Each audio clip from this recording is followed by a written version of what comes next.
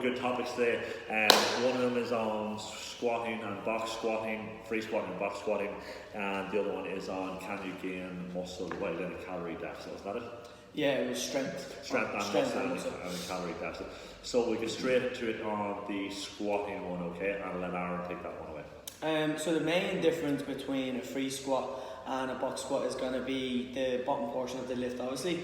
So in a free squat, we've got what's called... Have manners, take your hands out of your pockets. My apologies. So when...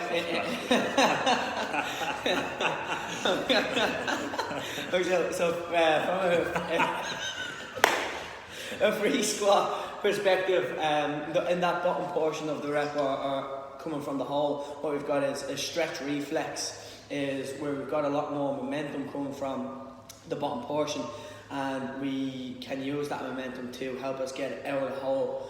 A quick simple way of making that very simple is like an elastic band. When you stretch an elastic band, the stretch reflex, the elastic band gives you a bit of momentum pulling back up. It's a simple way. Yeah, exactly.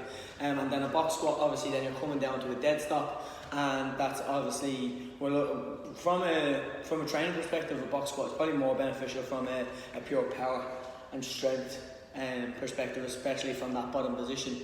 And then obviously with the free squat, we've got that, as Shane, the elastic band. It's essentially, folks, with box squats, it's horses for courses. Essentially, what are your goals? What are you trying to achieve? Sometimes with people with a box squat, it's very good for getting people just to go down and be observing distance and depth they're getting into. Box squat primarily is used for power development and strength development because you're taking out that stretch reflex. So you're coming from a dead stop position and you're actually having to drive up. So it's really good for developing absolute strength.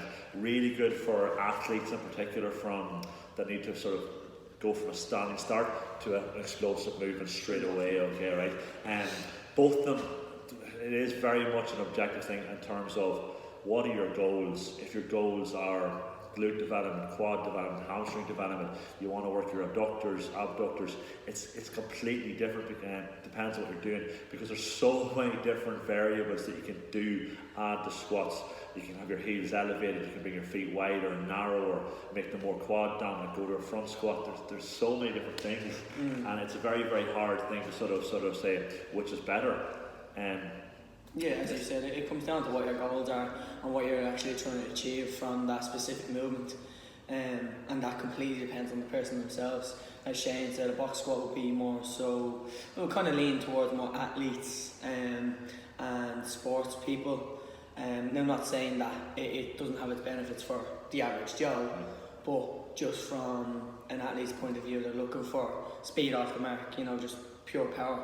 So it would be a little bit more beneficial for those, but it's not to say that, if that's your goal, then don't do it. For the average person, when you introduce them to squatting initially, I think boxes are very, very good to teach about depth and getting down. Sometimes people are very, very cautious and mentally they're afraid to go into a squat, deeper into a squat. So if you can teach them to come down slowly and just rest in the box, you're teaching depth there, and then you can maybe bring the box lower if the person's capable enough of doing that, or then remove the box and get them going just free without the box, okay? So it has a number of different benefits outside of just the actual performance and strength perspectives as well.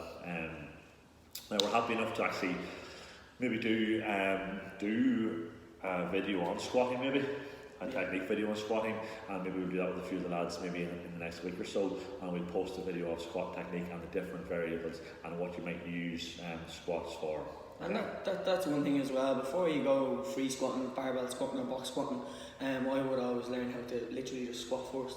Good. And make sure you can actually make a bodyweight squat tough, because they should be tough if you're doing them right before you start moving the barbell and that. Yeah, and actually what we'll do is we will do a video and we will show a number of different levels of squats in the next couple of weeks, right? We'll show right from bodyweight how to make that tougher, into say something like a goblet squat, into maybe a racked kettlebell squat, and we'll show the different progressions of squats and what they're maybe the best uses for, okay? And that's actually a video in itself, maybe even a couple of videos, actually a part 1 or 2 squatting video. It could take probably about 20 minutes to do.